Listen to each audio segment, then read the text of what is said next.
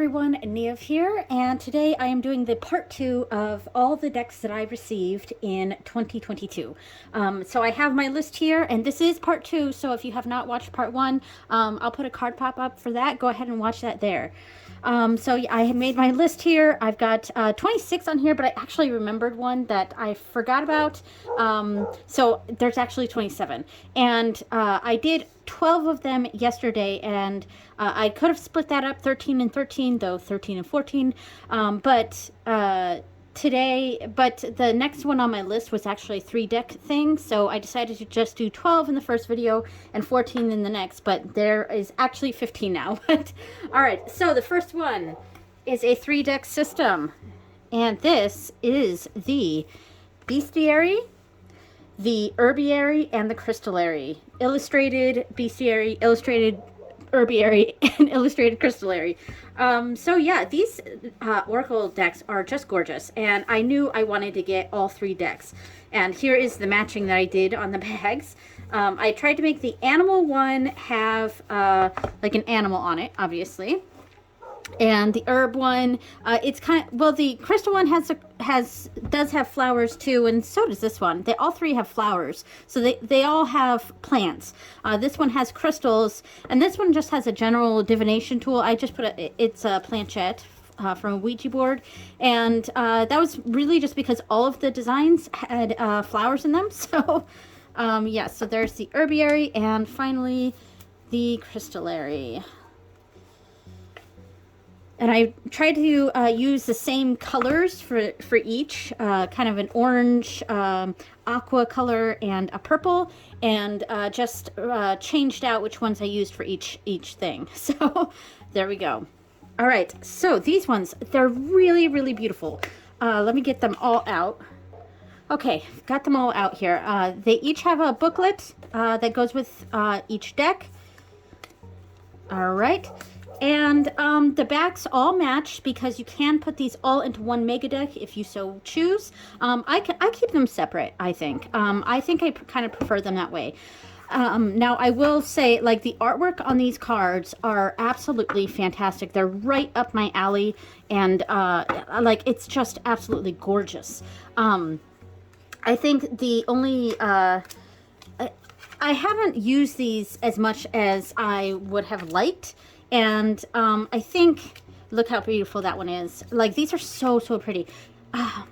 So, yeah, I mean, like, I like that it has the name of the animal or the plant or the stone on these, along with a key phrase. And I quite like that. And because of that, you kind of don't even need the books, because you can gather the information just from the key phrase and the stone or herb or, you know, animal, whatever. Look how pretty that is. But I think part of what's making it a little bit difficult for me to really bond with these decks so far is that I have not really enjoyed the book explanations of these cards. Let's see. I mean, let's go with this one. The only thing for the clear quartz, and I just want to see what it says. Because I'm looking this up, this will probably, I'll probably jive with whatever this says, I'm sure. All right, so it is said in, like, it has a little, like, there's too much on here. I just want some keywords. Like, I don't want to read this whole paragraph every time I go to the book. And yeah, so blah, blah, blah, something about ancient Asia, an egg waiting to be hatched, a song waiting to be sung. Clear quartz is a basket, a womb, the potential to become. The ancient healers knew this. Some say that they used clear quartz as wands, allowing to amplify and direct the energy they generated within themselves. What if clear quartz asks, you don't need a bunch of sacred tools? What if you only needed to learn how to grow an intention, direct it with your will, and amplify its effects? So this wasn't too bad, but there's been other entries in the books that I had like seeing the card itself and then I would have my own interpretation of it, and then I would go into the book, and it was kind of like throwing it off. It wasn't quite what I had gathered from the image that I had seen, if that makes sense. So, yeah, I don't know. There was this looks like that the wolf T-shirt. Yeah, but I mean, the artwork in this is absolutely stunning. I'm really glad I have these 3 decks, and I do hope to utilize them and use them. I might do some sort of deep dive with these and kind of use the keywords on there and, you know, read through the guidebook and stuff and kind of come up with my own guidebook for each of these. I think that might help me to better connect with these cards, because a lot of the entries in the guidebook itself are just not really helping me. All right, so that is the Bestiary, the Herbiary, and the Crystallary. Let's move on to the next deck. All right, next up, we have the Star Tarot. All right, and this is, of course, the bag that I made for it. Now, this deck, well, let's look at the bag first. Isn't that cute? All right, so this deck, I love the backs, very pretty. The edging is nice. It's kind of that gold that's a little like difficult to shuffle with because it kind of hurts. It's kind of that sharp gold gilding. The cards are too large for my hands. They're they're kind of cardboardy. So as you can tell, I don't exactly like this deck.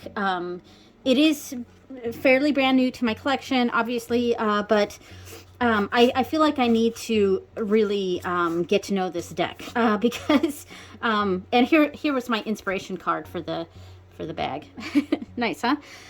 So yeah, I mean it is nice. I like what I like about this deck is the esoteric nature of it, but I don't like the cardstock, so that's already making it difficult to connect with this deck. The size of these cards are a little too big too. I wish they were a little bit smaller because they're very difficult for me to shuffle. I might go through and like trim off like a I don't know, 1/8 of an inch around the entire thing to get rid of that gilding for one, and two, make it a little easier to have in my hands to shuffle. Maybe that might help, but it is very cardboardy, and so I'm not a fan of the cardstock. But also, I think what I find is a little difficult for me to connect with this deck is some of the, like, I really love a lot of the rainbow cards, this kind of stuff, but then we get into things that are like this. It feels, I don't know, because there's all this Native American type imagery, it feels a little culturally appropriative. I don't know if it is. It's just that sort of feeling that it gives me, and there's a lot of those kinds of cards, and I don't even mind cards like this where it's kind of pippish because it does feel very I guess esoteric is the word I keep going back to, but I don't know. I pull this deck out sometimes and I feel a little uncomfortable with some of the imagery. And I think that's primarily, like, here we go, some of the issue I'm having with this. And it doesn't help that I don't like the cardstock. Yeah, I do really like the very rainbowy cards. And the cards like this with a lot of stars and astrological things and motifs. This is a real pretty card. I do like some of a lot of the wands cards I liked a lot. This one's okay. Yeah, I mean, I like it, but it's kind of a deck that's making me a little uncomfortable, and maybe I just need to get to know it a little bit better. And I don't know, here's another card with a lot of Native American imagery, and I just don't know how I feel about it. And I think because of that, I'm having a hard time connecting with this deck. The aces in this deck are really, really beautiful. And I love this Hermit. This is what was on the box, I believe. And I feel like there's a lot I could gather from this. And as far as I know, the book for this is quite comprehensive. So I really need to do some sort of deep dive with this deck and go through the book and really understand the imagery. And maybe that might help me feel a little bit better about it. But yeah, so that is the Star Tarot. Ooh, I love this Ace of Wands. Might be one of my favorite cards, this Ace of Wands. And ooh, the Seven of Swords is pretty. It's very pretty imagery. It's just, the cards are too big. Some of the imagery is a little uncomfortable for me. And the gilding is uncomfortable. All right, so that is the Star Tarot. Okay, so next up, we have the Hush Tarot. So this is another deck that I have yet to really connect to. I've been wanting this deck for a very, very long time, and I ended up getting it. My family and I went on a kind of spontaneous day trip up to Maine, and we went to Kennebunkport and just went around the shops and things like that, and I saw the Hush Tarot in one of the shops, and it's been on my list for quite some time, so I went ahead and got it. I know that a lot of people have had troubles with this deck, but I thought for sure that I would have no problem because the imagery on this is very what I would call Fae. My understanding of Fae. And I'm just going to put this. Okay, sorry about that. So my feeling on this deck was that, from the images that I had seen, was that it feels very much like the Fae realm, at the good people. It's not like soft, Victorian fairies, things like that. It's very wild and very. I don't know. Like I think wild is a good term for it. It's dark. There's cards like these, and there's a lot of kind of death and decay in these cards, and it does feel like what the Fae realm is to me, and my understanding of the other crowd, but. Because I think a lot of these cards are Jeremy Hush's artwork that's put to it. It's a curated deck, whereas some of the cards the artwork was made specifically for that card, but a lot of it is artwork that already existed that was put to some of the cards. But then we get situations like this, where we've got three birds around a cup, very much looks like the Three of Cups, and yet this is the Three of Pentacles. And I thought for sure, and here's the Three of Cups. I mean, this could be it doesn't necessarily look like the Three of Pentacles, but I mean, I could see how I could interpret it that way. It felt like these two cards needed to be switched. So I went into the book thinking that maybe I have a defective copy. And I was reading what it said about the Three of Cups and the Three of Pentacles, and it described this imagery.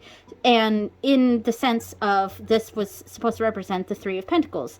And so this is intentional.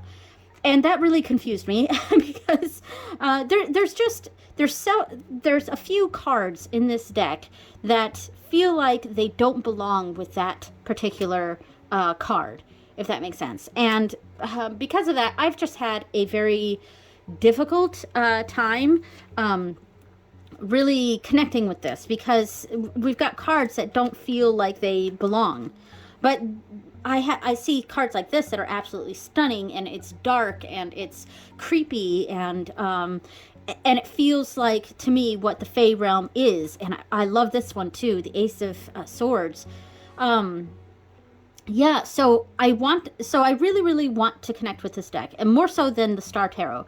And because of that, what I think I'm going to do, there's been a few videos on YouTube where people have basically redone the Hush Tarot, and it's all the same cards, but they've rearranged it basically and put new labels on a lot of the cards, and I think I'm going to do that. Now, I can't remember the person who started it, or is most well known for doing the reinterpretation of the Hush Tarot. But when I find that, I will possibly put that on the screen during editing. Yeah, so I do love this deck, though. It's very, very gorgeous. And I think I could very much use this for Fae work, work with the other people. It really needs to be reworked, I think. All right, so that is the Hush Tarot. All right, next up is a deck I do actually very much enjoy, and that is the Transient Light Tarot. And I absolutely love this bag that I made for it. If I find the card that was the inspiration for this embroidery, I will definitely pull that out. All right, and look at the colors, color matching I did. I'm really proud of this bag. It's very simple compared to a lot of my other bags, but I do very much like it.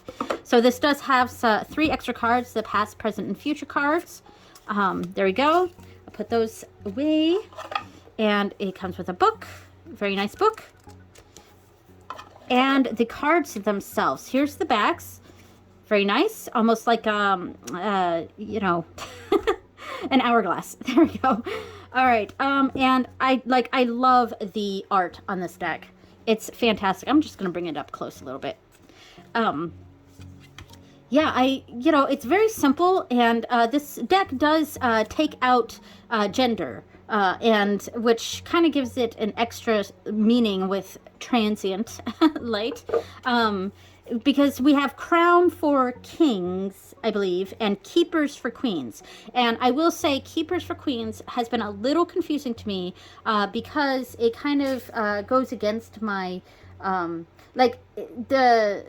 the Force of Enchantment Tarot has Keepers as Kings. So that's been a little confusing. But I love how simple the artwork is. I still think a lot of the meanings come across very, very well. I mean, this is the 3 of coins. It's that the 3 pentacles on the church window. So it's champion is knights. I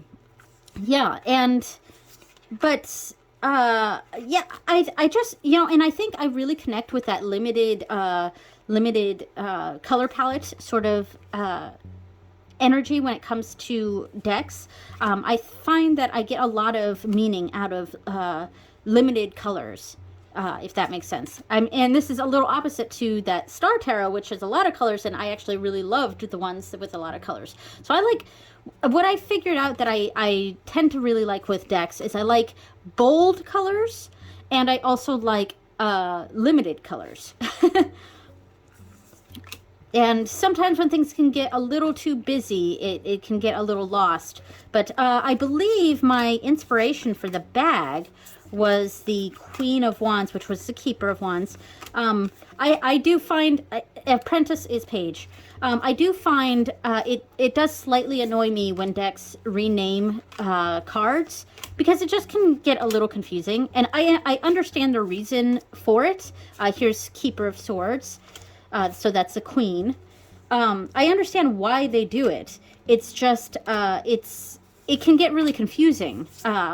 Because the creator of this one, Ari Weisner, did renamed cards so that it would be kind of a genderless deck.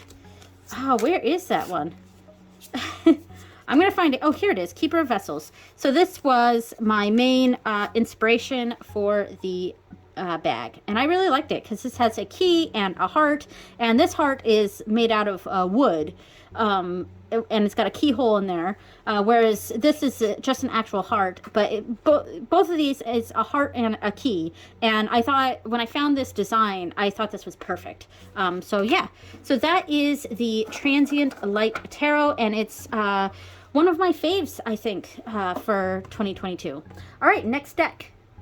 All right, we're zooming across these. All right, next one. This is one of my favorites of the year. This is the Art of Adventure Tarot, and I absolutely love the bag that I made for it. I think the design that I found here, there's no creature that looks like this in the deck, but it kind of has the vibe of the creatures that are in this deck, and the people, and their really long limbs and kind of weird and goofy looking characters in this. I think this turned out to be a really great embroidery for this bag and this deck.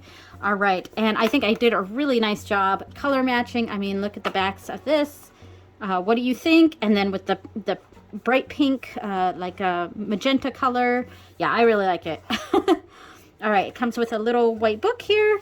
Now, the box itself is really nice. I do wish this opened all the way this way, because this is almost my favorite type of box. I like it when they open all the way. But yeah, all right. So look at the beautiful, beautiful edging on this. This is just stunning. And I found that I really, really like the matte edging. Because it just holds up so much better than the metallic edging, the gilding. Yeah, it's just lovely. This stick I actually had to pull out from my bedroom because this week I've been using it for my nightly readings. I love this deck. Oh, and here's the backs. I didn't show the backs. Very nice. I love this deck a lot. I think it's a Rider-Waite-Smith clone. But I feel like for as, I guess, silly as this deck is, there's just a lot of depth to it. So I believe this deck was inspired, like the art for it was kind of inspired by Adventure Time, but I'm not sure because I've never actually seen that. But I've seen some of the characters from that, and they all have those long, silly limbs. And I don't know, this makes me think of that. And plus it's called Art of Adventure, so I thought it was at least inspired by Adventure Time, but I don't know, maybe I'm wrong. But yeah, this deck is surprisingly deep. We got this where the King of Wands here is rooted into the ground, literally rooted, and he's got branches growing out of his arm. So there's really a lot of symbolism you can get out of these cards. It is an RWS clone, but there's so much to it. Yeah, here's the Seven of Swords, or the stealthy, stealing, thievery, but also trickery and cleverness. You know, there's just so much to this. I really, really enjoyed this deck a lot. Yeah, it's one of my favorites, I think, of this year. I'll have to do that video of the standout decks from 2022, because if I do, I think Art of Adventure Tarot would definitely be on this. All right, so that is the Art of Adventure Tarot. Okay, next one, we have the Grunge Tarot, which I do not have a bag for, but I am definitely making a bag for it. In fact, the bag that I'm going to make for it is going to be a little bit different than my normal bag. So normally I do a drawstring bag, but this one I'm actually going to do a zippered pouch, and it's because I'm going to make a cassette tape bag. Sorry about my dog. She's barking at people outside. So I'm making a bag that's going to look like a cassette tape. I think that'll be perfect for this. And I definitely want to make a bag for this because this box is really annoying. It slides out too much. I have lifted this thing up to grab. Oh, of course, now it's not going to come out. But it's a little cold in here, so now it's tighter. But well, and plus when there's cards in it, there's weight. So but I have pulled this thing out of my tarot rack, and the cards have fallen out and gone everywhere because this is kind of a stupid design. Oh, here we go. It's got the thumb loop here. Yeah, this is kind of a dumb design to have it just completely open like that. So I was going to keep it in the box when I created the bag for it, but I think I have changed my mind and I am going to keep it out of the box now. All right, so let's actually get into this deck. This is a fun deck. My husband got this for me for my birthday, which is October 1st. I am a Libra. Sorry about the dog again. She's just barking at people. So this is a real fun deck. Here are the backs. I don't like the backs. I think the backs are a little weird. I don't like the backs. But these are all based on grunge songs. So, you know, and grunge bands from the early 90s. And I love this. I mean, this hits me right in my elder millennial slash Oregon Trail generation heart. So yeah, I mean, we've got cards. Some of them are very clear as to what they represent. and some of them, you know, it's a little more obscure, but once you read the book, it makes all the sense. And I mean, Leonard Cohen back there, that's cool. I mean, here we go. We've got stuff here that's really, I mean, it's really cool. And I also like that it's a limited color palette. And I am going to try to stick with these colors when I make the bag for this. Yeah, I thought this deck was a lot of fun. I will say the cards, I'm not a big fan of the cardstock. It's not as cardboardy as the Star Tarot. It's glossy, which I wish it wasn't glossy, but it is. But they're a little bit too big for my hands. And because I have really small child-sized hands. And let me see if I can show you. Try to shuffle. I gotta go around the camera to do this. So, yeah, I can barely get my fingers around it. And I don't think I'm going to be able to, yeah, I can't, I can barely riffle, and I'm definitely not going to be able to bridge that. But, yeah, I mean, so what I think I'm going to do with this deck, I'm going to go through, and I'm just going to trim off the border all the way around. And then, of course, round the edges. And I think that'll help a lot. And I'm not going to be too sad about what I'm getting rid of on the back, because I'm not the biggest fan of the back. But yeah, I think trimming off around the edges is really going to do wonders for this deck. So I just wanted to look through the book a little bit. The book is really amazing. I mean, here's that death card. It gives some upright keywords, reverse keywords, and then it goes into what the card means, along with talking about what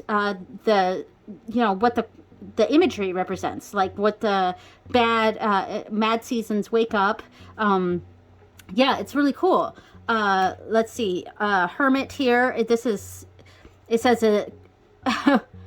it's no coincidence that this song, so let's see, the song Lexington Slow Down by Mark Lanigan is reminiscent of one of the Hermit's many traits. Like the Fool and the Magician, this major arcana card embodies the potential of the individual, but after living a part of our lives, the path of desire has become the path of wisdom, and one's fate is in the balance that this card was between society and elsewhere.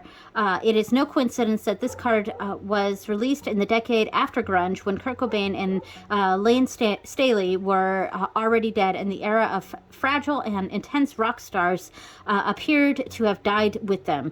So, I mean, and there's more with that, but I mean, it's really cool. And it just, I don't know, I really like this. It's been a really fun deck, and I think there are some spreads. Yeah, there's this one. What is this one called? Sorry, it's freezing in this house right now.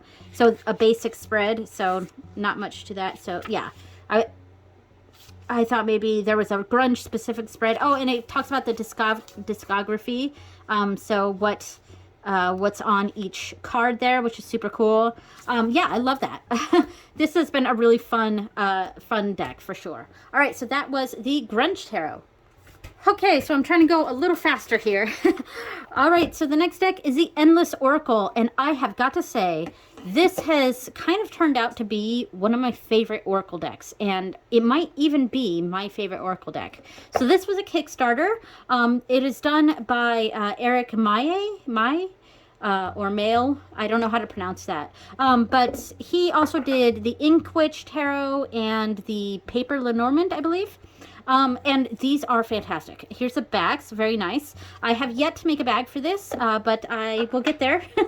And these, so like the Prisma Visions and the Cosma Visions, this is panoramic, except I think this is done a little bit better. And the reason is because each of these, it doesn't matter the order. You can put any cards next to each other and it will create a scene. And I quite like that. And I think that's super smart. Because the Prisma Visions and Cosma Visions Oracle and Tarot, they do a panoramic thing, but it's like all of the suits do one panorama. And and it's, which is super, super cool, but like how often are you going to lay out the suits like that? So this makes a lot more sense, I think. And I quite like this deck a lot. it's the cardstock is on the thinner side, which I like because it's real nice and bendy. I can shuffle these fantastically. It's a matte cardstock with a slight sheen to it. Yeah, I mean, and the cards themselves, I mean, you do you should use the book with this, and there are other, like, there's certain planets that are in each card that the book will help explain the significance of that. But in general, like, if you don't want to use the book, I think for a lot of these cards you really don't have to. And I have used this deck for at least one client, and I kind of loved it, so I ended up using it for myself for my yearly reading, my year ahead reading. And I you know, I've struggled, I think, with a lot of Oracle decks, but this one might be the one that has really found my niche. You know, it's yeah. I mean, I'm not going to say much more about this, but I definitely love this deck, and if I do happen to do the standout decks from 2022, this would be one of them. All right, so that is the Endless Oracle. Okay, so the next one is a set, and that is the Momento Mori, and I have one expansion for this, but I have actually already ordered 2 more expansions. When they came back into stock, I ordered those, and so those will be on their way. But they're not part of this since I didn't get them in 2022. Oh, right. I see. There was extra cards because... Oh, this is what I did. I separated out the Lenormand. That's right. So yeah, I'm grouping this together because these are expansion packs for this deck. So it is one big deck. But what I am going to do, and what I have already done, is taken out the Lenormand cards, because this is a Lenormand and Oracle deck, and they have them all put together, but I like my Lenormand decks to be separate. So I did pull out all the cards that were associated with Lenormand, and they are set to the side here. And the rest is, yeah, it's... a really nice deck. I mean, it's very, how should I explain this? It's very, apothecary-y. Yeah, that's what it kind of makes me think of. It's kind of old-timey. It feels very witchy, for sure. And in fact, one of the expansions I just got was the Folk Magic expansion, which I'm really excited for. And I also got the General expansion. And then I have here the Ancestors and Advisors pack, which I do use for Ancestor stuff, I think. So in fact, I have this whole deck set on my Ancestor altar. So, and it's all got the same backings. So these ones are a bit samey as each other, because it's just, it's basically just people. It's portraits of skeletons, and with father, friend, grandfather, foe, and see how it's turned away. I mean, so it's pretty simple, but I feel like this set, it's very fortune-tellery. And in fact, I didn't get the whenever the timing pack is available again, I'm gonna get that one. So yeah, this is a very fortune-tellery type of deck, for sure. And I like that. That's totally my thing. And it's got she, her, he, him, they, them, uncle, nephew, granddaughter, grandmother. So, I mean, if you've seen a few of these cards, you've kind of seen all of them. So they're pretty samey, but they definitely have their place. Yeah, and I really like this deck. I haven't used it a bunch. I've used the Ancestor cards a little bit, but I haven't used this a whole bunch yet. But I would like to. So, yeah, and I'm looking forward to getting the expansions for that, because if anything, it's a nice collector's thing. I really like these. All right, so I'm going to quit looking through these because I got to get through a bunch of decks. And I've got 1, 2, 3, 4, 5 left. All right, that is the Momento Mori, Lenormand and Oracle, plus the Ancestors expansion. Okay, next up is the Gulliver Lenormand. And this was a deck I won in a giveaway. Sorry about the dog again. the school bus just went by. She's got to bark at the kids. All right, so this was a deck that I won from Marine's channel, Waves of Our Soul, Waves of Your Soul, yes. Yeah, so this came all the way from Réunion, which is where she lives.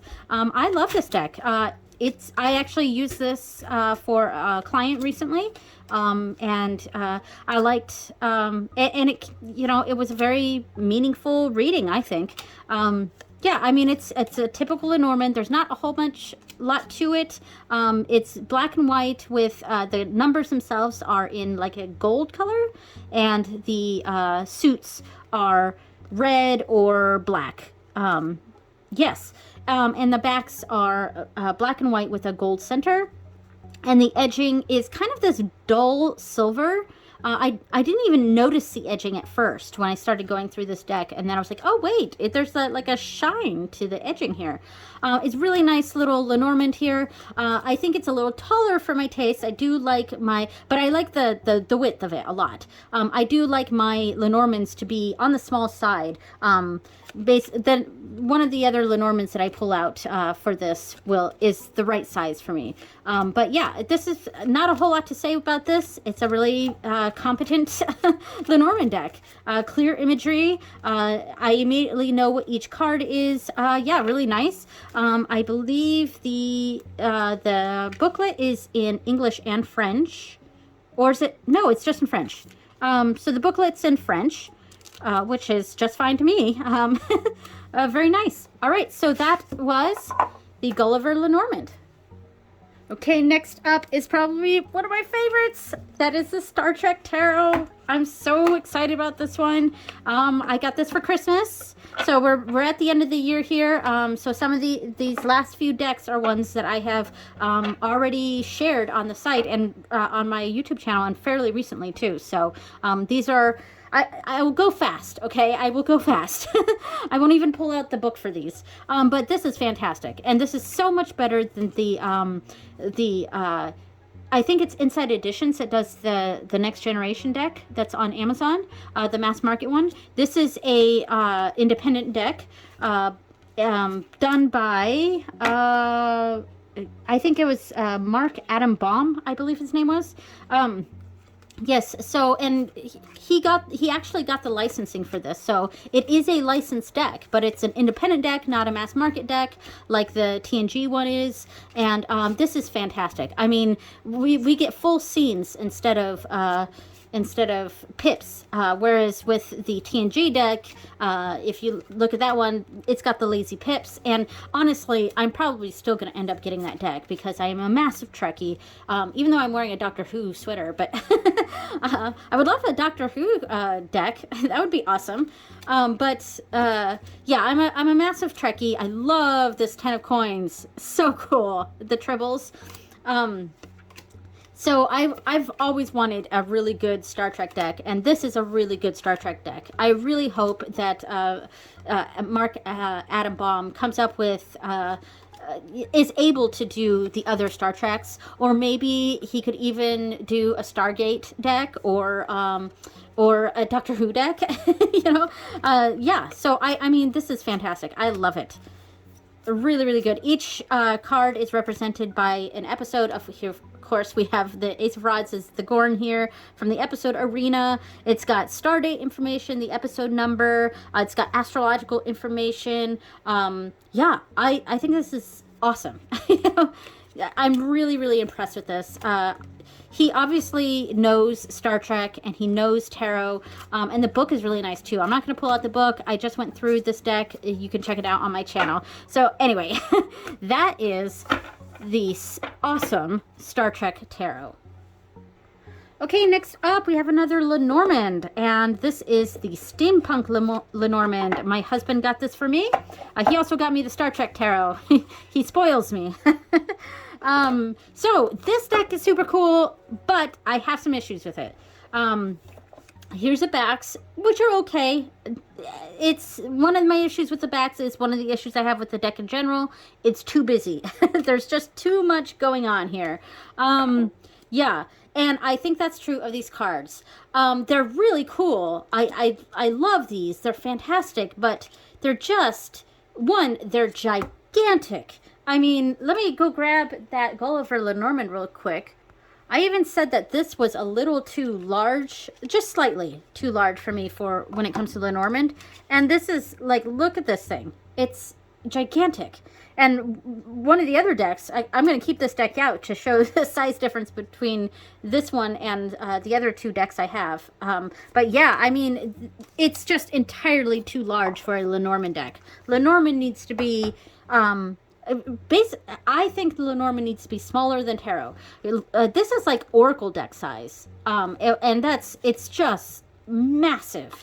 And the reason I think Oracle needs to be not Oracle, Lenormand needs to be smaller is because it's read like a grand tableau. And sure, you could be a reader that doesn't really read grand tableaus. Maybe you always do a 3-card or a 9-card box or something.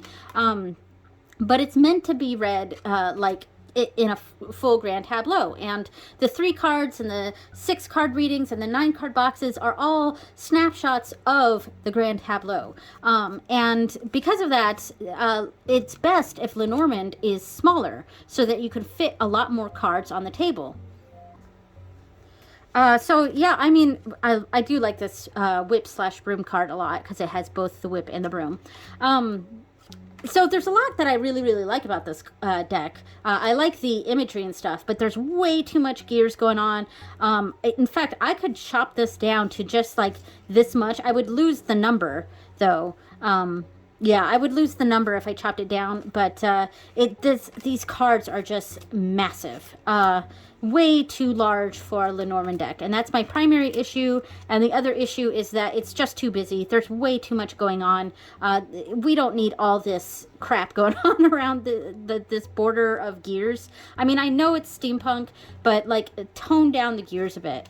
Yeah, I still plan on using it, but obviously this is a deck that I love this bear card. I'm really only going to be using for smaller Lenormand readings. I would not do a grand tableau with this deck. So yeah, that's a bit of a bummer, but I do really like this deck. It is very cool imagery, and I like that I have another steampunk deck, because I do have the Steampunk Tarot by the same creators, and they kind of go together, but these cards are even bigger than the Steampunk Tarot, and that's crazy to me for Lenormand.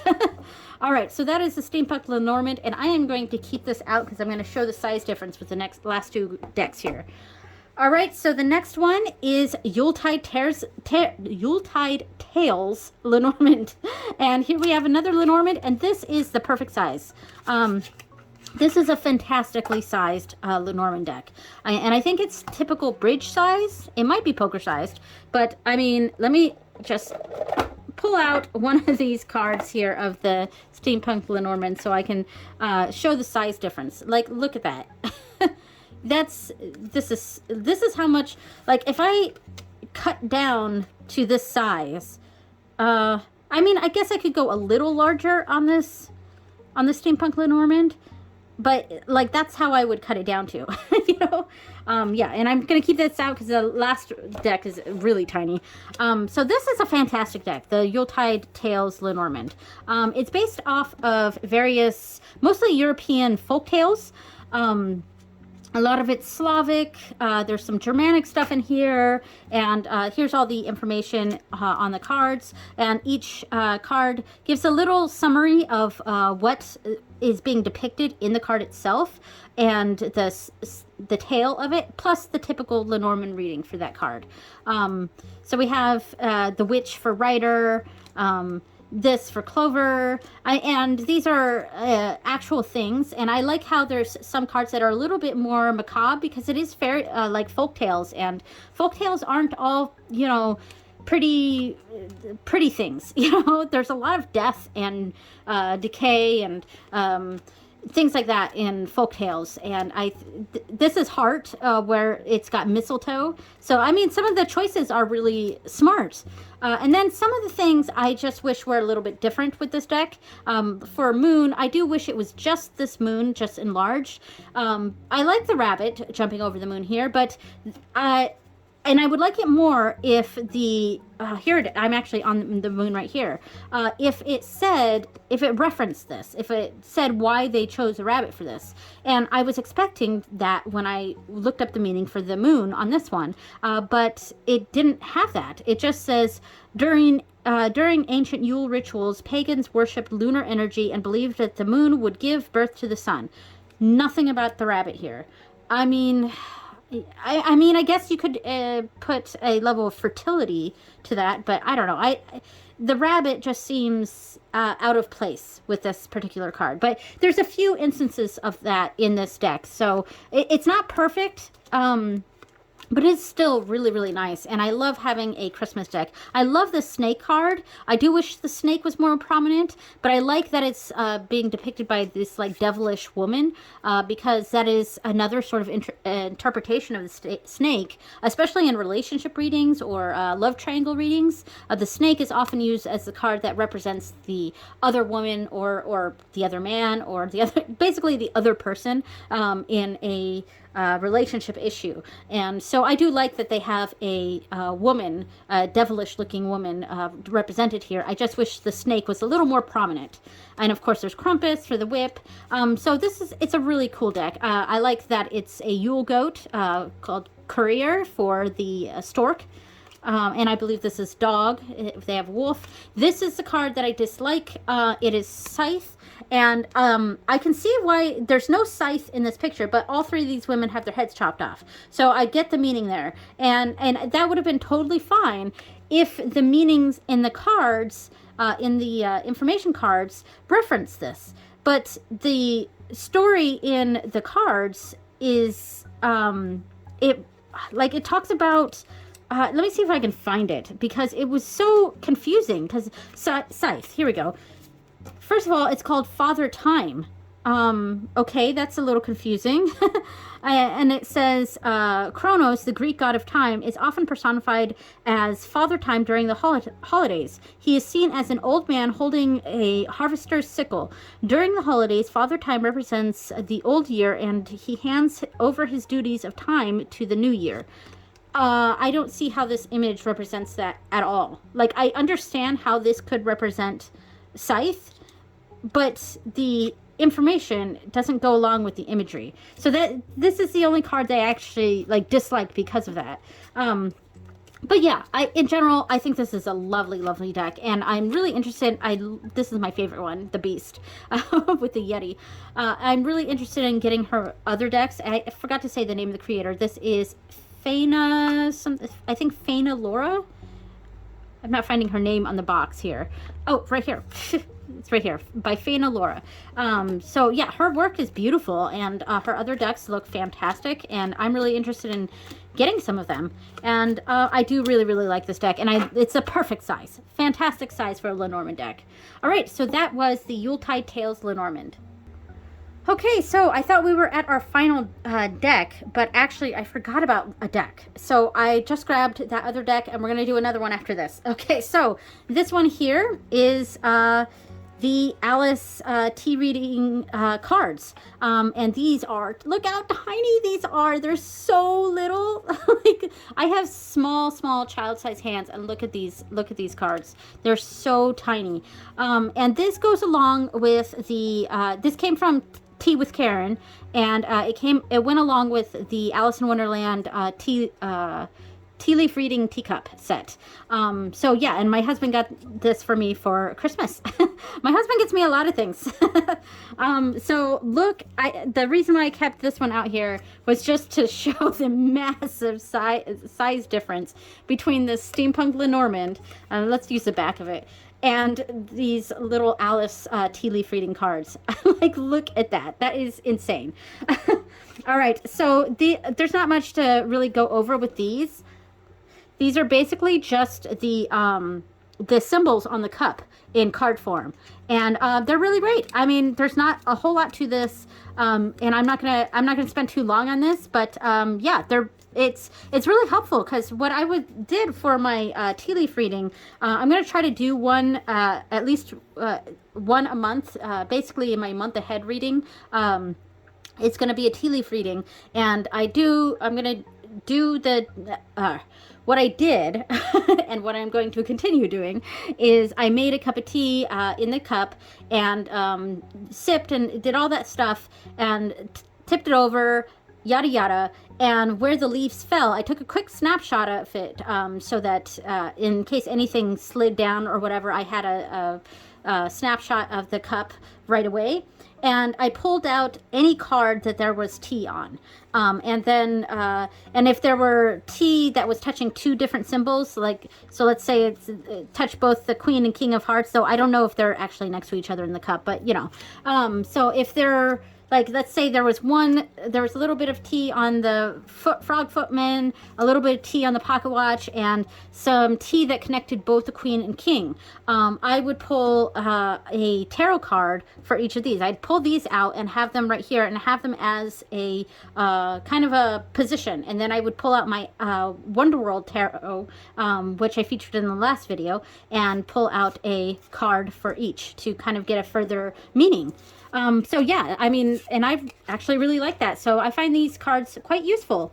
And then I wanted to show briefly with this that I have a Hobonichi cover that it's not Hobonichi brand, it's actually a dupe, but it's an Alice theme. So I got a blank notebook to go inside, and this is not Hobonichi brand. This is Cafe Note, I believe. So when I do the deep dive of the deck here, along with my Wonderworld Tarot and the teacup, I'm going to put all of that information here. And the cards do come with the cards in the tea do come with a book here that goes into the different meanings of the cards. And I did put some keywords on the top of each one. So I keep this in the back, and I'm going to eventually have a really nice, thorough book about the Wonderworld Tarot, the Alice tea leaf reading set, and any other Alice themed things I'm going to put with this. So yeah, so that is the plan for this. All right, so that is the Alice tea leaf reading cards, and the final deck is coming on.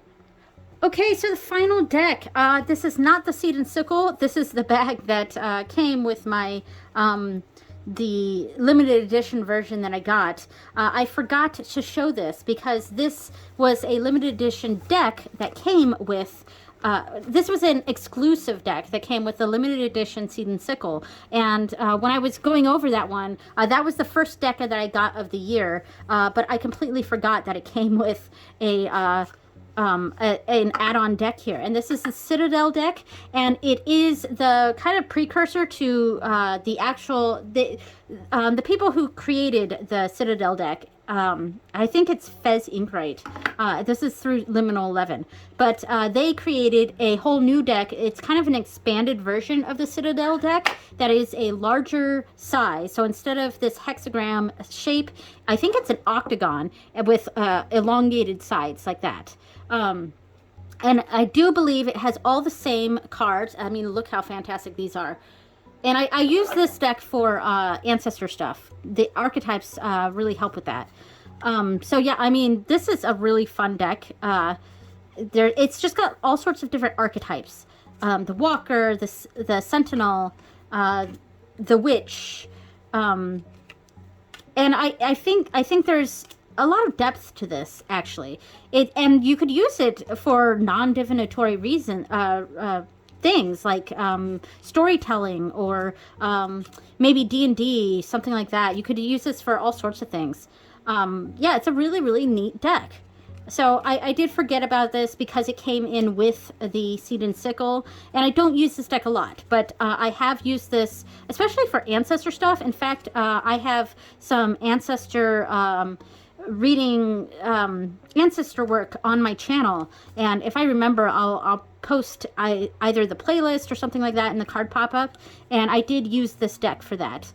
So yeah, it's really neat. It is a little difficult to shuffle, and they don't all stay upright, of course. I would say that is a negative of this style of deck, but it is still very cool. It's a little difficult to put it back because of that, because the cards go this way where the points are top and bottom. However, the box is squared off.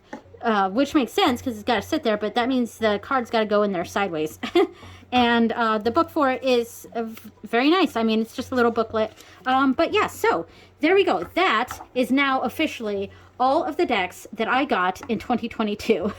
And I initially thought it was 26, but now it's actually 28. I got 28 decks in 2022, and I do not plan on getting that many decks in 2023. We'll see, but my focus this year is not so much on deck collecting, though. So I'm still planning on acquiring decks. I'm not doing any sort of depth year or anything like that, but my deck collecting is going to be much lower this year. Anyway, thank you so much for watching, everyone, and I will see you next time. Bye!